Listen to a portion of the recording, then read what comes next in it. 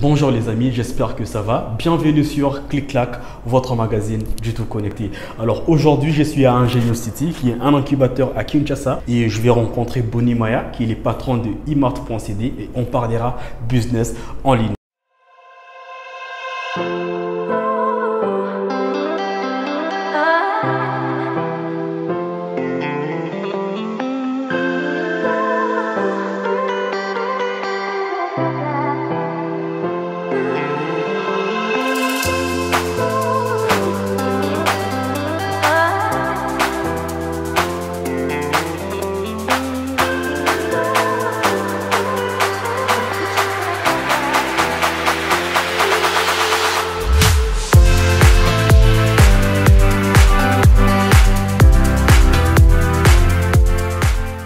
Alors, le business en ligne, c'est vendre des services ou des produits sur Internet avec une forte valeur ajoutée et gagner de l'argent. Alors, vous pouvez faire du e-commerce comme moi, vendre des produits que vous ramenez de Dubaï, de Chine, de Matadi, ainsi de suite. Les placer sur une page Facebook, sur un site e-commerce avec du WooCommerce derrière ou du PrestaShop derrière. Et organiser les moyens de paiement et pouvoir, à chaque vente, livrer les produits aux bénéficiaires. Mais vous pouvez aussi avoir un blog que vous monétisez avec des Google Ads ou de Facebook Ads. Vous pouvez être influenceur sur Internet. Vous pouvez faire du community management et tant d'autres choix que vous avez actuellement avec le métier d'Internet. Donc aujourd'hui, sur Internet, vous avez une panoplie de business que vous pouvez mettre en place et vous faire beaucoup d'argent.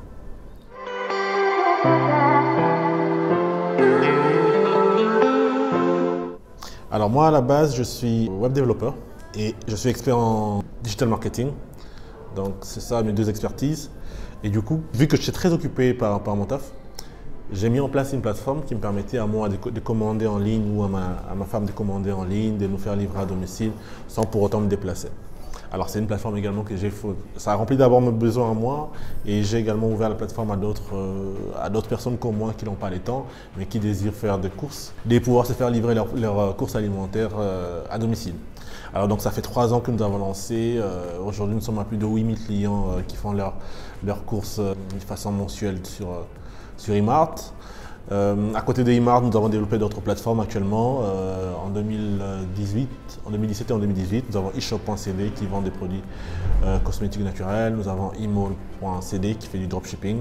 Et vu que pour notre plateforme, nous avons connu des problèmes de livraison, nous savons tous qu'à Kinshasa, les adresses sont mal référencées. Donc tu vois le numéro 3, ensuite tu vois le numéro 28, et puis tu vois le numéro 501, et puis le numéro 2 vient ensuite. Donc c'est fou. Alors, nous avons développé une expertise dans le domaine de la livraison. Nous avons testé plusieurs modèles. Nous avons fait des acquisitions des motos à 2 roues, à 3 roues.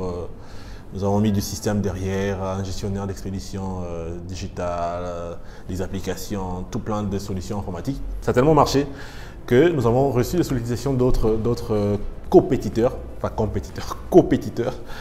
des gens qui sont sur Internet comme nous, qui vendent sur Internet comme nous, qui veulent également bénéficier d'un service de livraison professionnel. Nous leur avons donné aussi la possibilité de faire livrer leurs clients via Tinda. Et voilà, c'est depuis le 1er décembre 2017 que Tinda est devenu assez autonome et libéral et que tous les vendeurs en ligne peuvent livrer par Tinda. Aujourd'hui, nous avons 47 vendeurs en ligne qui livrent par Tinda, les vendeurs qu'on connaît tous dans la ville. Et parfois, on me pose la question de savoir qui ne livre pas avec Tinda, quoi. Je dirais que c'est aise.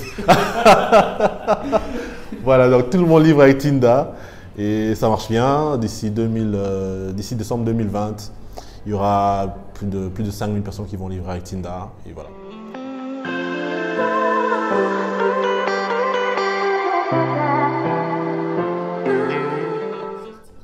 Alors ça, c'est un grand débat. C'est un débat qui freine beaucoup de gens. Mais juste parce qu'il se limite sur les 7 ou les 6, sans voir ce qu'il y a derrière. Nous sommes dans un pays, selon McKinsey, nous sommes dans un pays qui compte 85 millions de personnes.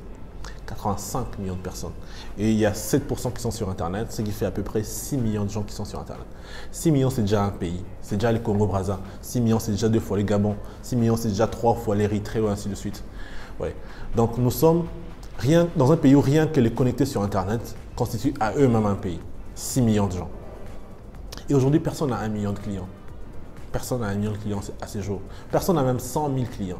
Donc, ce n'est pas peu 6 millions. Et si tu te lances, si tu as ne serait-ce que 100 000 clients qui payent quotidiennement ou mensuellement sur ton site internet, ben, tu fais des sous.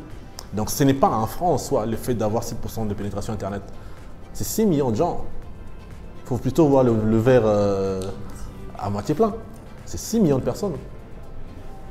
Essayons d'abord de convaincre ces 6 millions de personnes avant de vouloir que notre pays ait 20 millions de gens ou 50 millions de gens, de gens connectés. Nous avons déjà 6 millions, que chacun d'entre nous essaie d'avoir ne serait-ce qu'1 million de clients et on verra s'il faut grossir la part du gâteau ou pas. Donc c'est vrai que c'est un débat, mais c'est un débat qui freine beaucoup de gens sur la lancée. C'est 6 millions et 6 millions c'est beaucoup quoi.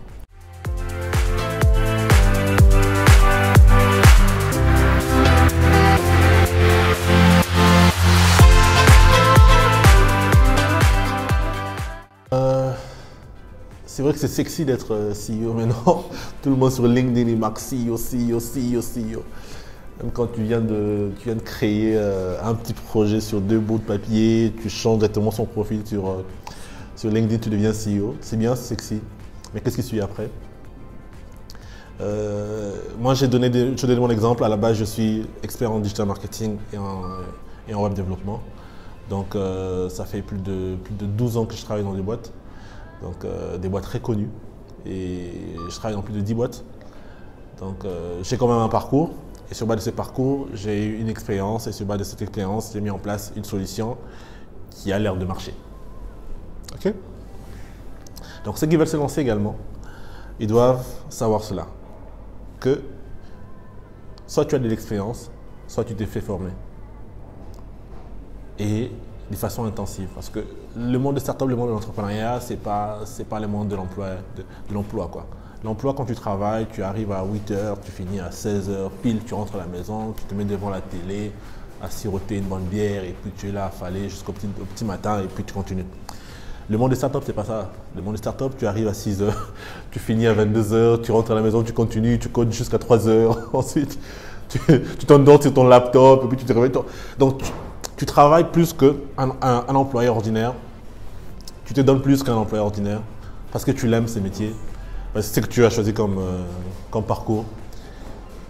Et donc, les efforts que tu fais, tu ne les comptes plus. Alors, pour ceux qui veulent se lancer, ils doivent savoir ça.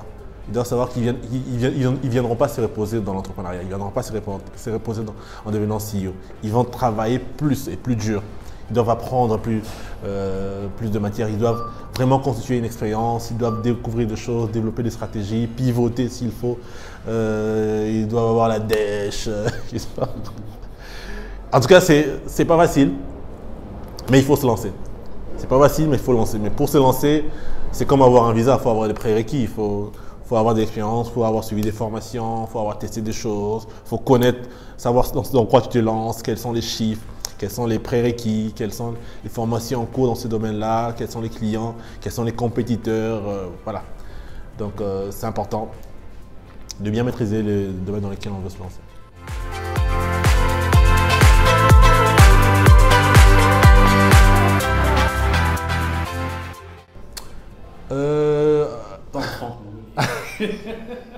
À la Silicon Valley, on dit un truc, on dit fake it and make it. Fake it and make it. Dans ma tête, je suis millionnaire. Bon, c'est vrai que si on valorise ce que j'ai, c'est peut-être une moitié d'1 million. Si on valorise, hein, je ne dis pas que je suis dans le cash. Mais bon, dans ma tête, je suis millionnaire parce que voilà, je fake it et puis je vais le make it. Exactement. Voilà. Reviens en décembre 2020 pour me poser cette question-là. C'était un plaisir. Reviens quand tu veux. Ciao. Ciao.